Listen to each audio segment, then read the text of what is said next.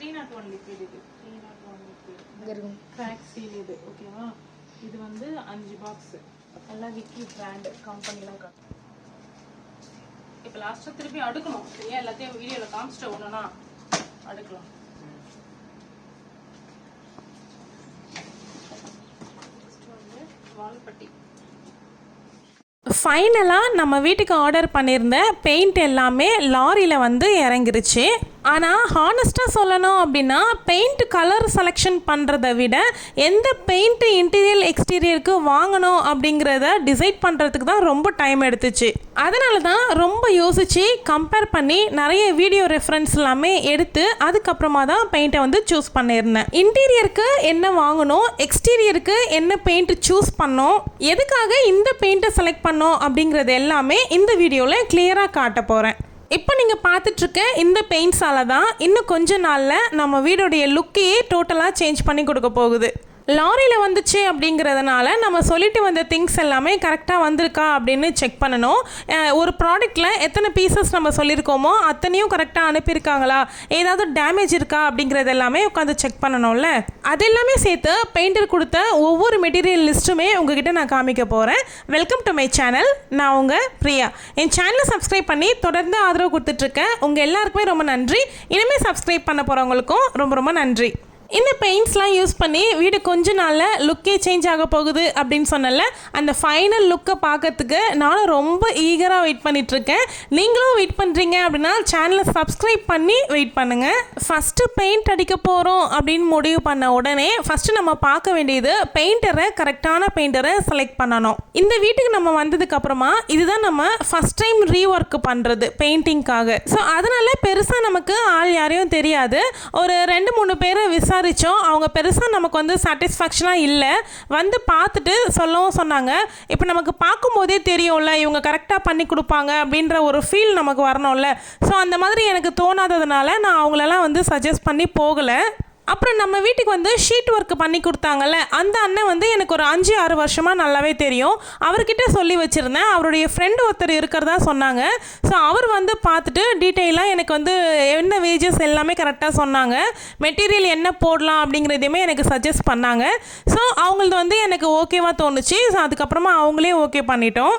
அவங்க வந்து எனக்கு கான்ட்ராக்ட் பற்றியும் எக்ஸ்பிளைன் பண்ணியிருந்தாரு. நம்ம கூலிக்கு ஆளை கொண்டு வரணும் அப்படின்னாலும் எப்படி அப்படிங்கிறதையும் எக்ஸ்பிளைன் பண்ணியிருந்தாரு. நாங்கள் வந்து மெட்டீரியல் கான்ட்ராக்ட் வந்து கொடுக்கல, கூலி மட்டும் கான்ட்ராக்ட் கொடுத்துட்டோம். மெட்டீரியல் எல்லாமே நாங்கள் தனியாக வாங்கி கொடுத்துக்குறோம் அப்படின்னு சொல்லிட்டு அவங்கக்கிட்ட லிஸ்ட்டு மொத்தமாக என்னென்ன வாங்கணும் அப்படின்னு லிஸ்ட்டு எழுதி வாங்கியாச்சு. அவர் கொடுத்த லிஸ்ட்டை நான் வந்து ஒரு 3 காப்பி எடுத்து ஒரு இடத்துலையுமே வந்து எஸ்டிமேஷன் வாங்கியிருந்தேன்.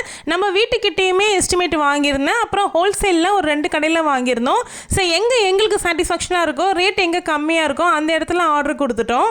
நம்ம கடை வச்சுருந்தோம் அப்படிங்கிறதுனால நமக்கு லாரியில் எல்லாமே திங்ஸ் எல்லாம் வந்து பழக்கம் தான். அதனால் லாரியில் வந்து போட சொல்லிட்டோம்.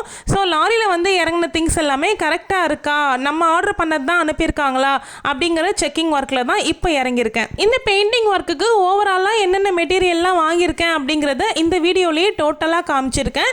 இதுக்கப்புறம் ஏதாவது சின்னதாக தேவைப்படுது அப்படின்னாலும் நான் கவர் பண்ணி வைக்கிறேன். அடுத்தடுத்த வீடியோவில் காமிக்கிறேன். என்ன கலர் அடிக்க போகிறோம் அப்படிங்கிறத நான் ரொம்ப வருஷமாக மைண்டில் ஃபிக்ஸ் பண்ணி வச்சிருந்த கலரில் எந்த மாற்றமுமே இல்லை.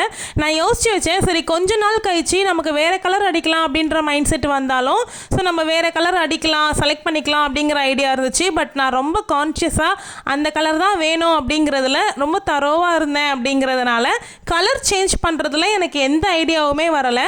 என்ன பிராண்டு செலக்ட் பண்ணணும் அப்படிங்கிறத மட்டும்தான் நான் ரொம்பவுமே யோசித்தேன்.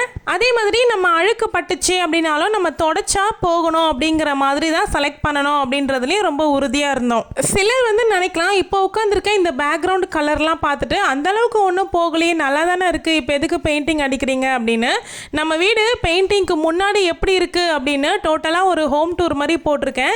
இது வரைக்கும் பார்க்கல அப்படின்னா அந்த வீடியோவை பாருங்கள். அதில் நான் என்னெல்லாம் டேமேஜ் ஆகிருக்கு, எதனால் நாங்கள் ரீஒர்க் பண்ண போகிறோம் அப்படிங்கிறது எல்லாமே டீட்டெயிலாக சொல்லியிருக்கேன். அந்த வீடியோ பார்த்துட்டு வாங்க.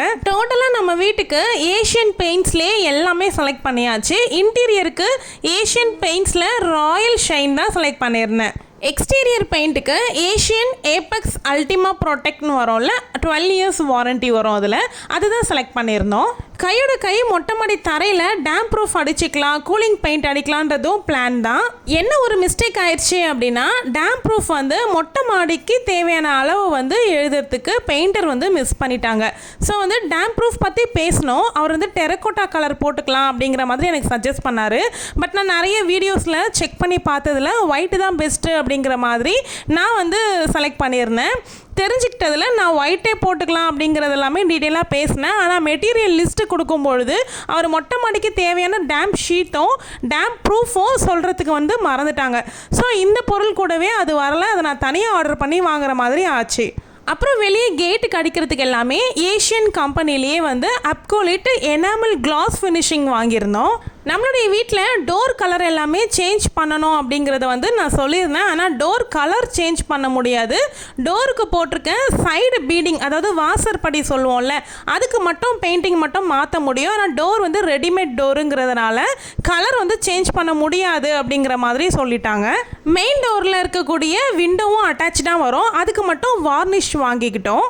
அப்புறம் நம்ம வீட்டில் இருக்கக்கூடிய விண்டோஸ் எல்லாமே உட்டு தானே, அதுக்கு எல்லாத்துக்குமே கூட கிளாஸ் ஃபினிஷிங்கில் வர மாதிரியான கலர் தான் வந்து செலக்ட் பண்ணியிருந்தேன். ரூமில் அவங்க பெயிண்டிங் பண்ணிகிட்டு இருக்கும்போது தான் எனக்கு சடனாக தோணுச்சு, அன்எக்ஸ்பெக்டடான ஐடியா தான் வந்துச்சு. சரி, நம்ம வீட்டு பீரோவுமே ரொம்ப வருஷம் ஆகுது, ஸோ இதுக்கும் பெயிண்ட் அடிக்க சொல்லலாம் அப்படிங்கிற மாதிரி கேட்டிருந்தேன். அடிக்கலாம், ஆனால் ப்ரொஃபஷ்னல் ஃபினிஷிங் வரல அப்படின்னா கூட உங்களுக்கு கலர் சேஞ்ச் பண்ணணும் அப்படின்னா பண்ணிக்கலாம் அப்படின்னு சொன்னாங்க. இப்போதைக்கு கலர் சேஞ்ச் பண்ணாவே போதும் அப்படிங்கிற மைண்ட் செட்டில். ஸோ அதுவுமே பெயிண்ட் வந்து தனியாக வாங்க வேண்டியது இருக்குது. இன்டீரியர் பெயிண்ட் வந்து மொத்தம் நான் வந்து ஒரே கலர் தான், டபுள் கலர்லாம் கிடையாது, சிங்கிள் கலரே மொத்தம் வீட்டுக்குமே நான் கொடுக்க போகிறேன். ஸோ அது வந்து 30 லிட்டர் வாங்கியிருந்தோம். டேம் ஷீட் வந்து 40 லிட்டர் வாங்கினோம். இந்த ஜேகே பட்டி மாவு வந்து 10 கிலோகிராம் வாங்கியிருந்தோம். எக்ஸ்டீரியர் பெயிண்ட்டுமே வந்து கலராலாம் செலக்ட் பண்ணலை, 2 கலர் தான். அதில் மேஜர் கலர் வந்து ஒரு 50 லிட்டர் வாங்கியிருந்தோம். இன்னொரு கலர் வந்து ஒரு பார்டருக்காக கொடுக்கணும், அது வந்து ஒரு 4 லிட்டர் தான் வாங்கியிருந்தோம். நம்மளுடைய வீட்டு செவரு வந்து பக்கத்து வீட்டினுடைய செவரு கூட அட்டாச்சாக இருக்கிறதுனால அவங்க வீட்டு செவரு பூசு வேலை கூட பண்ணாமல் விட்டதுனாலேயே வந்து ரொம்ப மோசமாயிடுச்சு. ஸோ அங்கே அடிக்கிறதுக்காக வேண்டி டேம் ப்ரூஃப் ஒரு 10 லிட்டர் வாங்கியிருந்தாங்க. இது இல்லாமல் நான் தனியாகவும் பெயிண்ட் வந்து வாங்க வேண்டியது இருக்குது டேம் ப்ரூஃப் போடுறதுக்காக மொட்டை மாடிக்கு.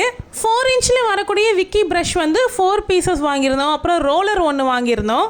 இது கூட வாங்கினேன். மற்ற சில்லற சாமான் எல்லாமே நான் வந்து வீடியோவில் காமிச்சிருக்கேன், பார்த்துக்கோங்க.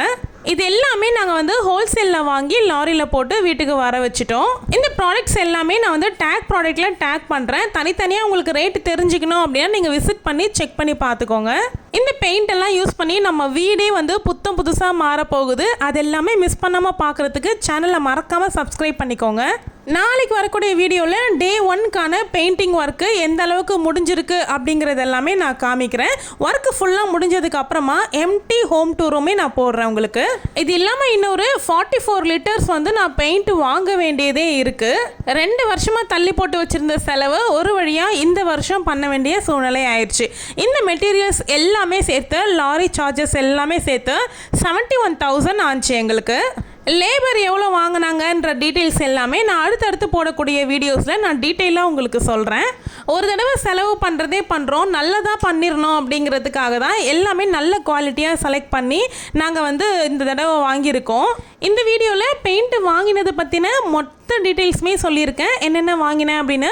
இந்த வீடியோ உங்களுக்கு ஹெல்ப்ஃபுல்லாக இருக்கும் அப்படின்னு நினைக்கிறேன். வீடியோ பிடிச்சிருந்தால் லைக் பண்ணிக்கோங்க. ஏதாவது டவுட் இருந்தால் கமெண்ட்டில் கேளுங்க, நான் ரிப்ளை பண்ணுறேன். இன்ஃபர்மேட்டிவாக இருந்துச்சு அப்படின்னா வீடியோக்கு ஹை பாயிண்ட்ஸ் கொடுங்க. சேனலை மறக்காமல் சப்ஸ்கிரைப் பண்ணிக்கோங்க. தேங்க்யூ.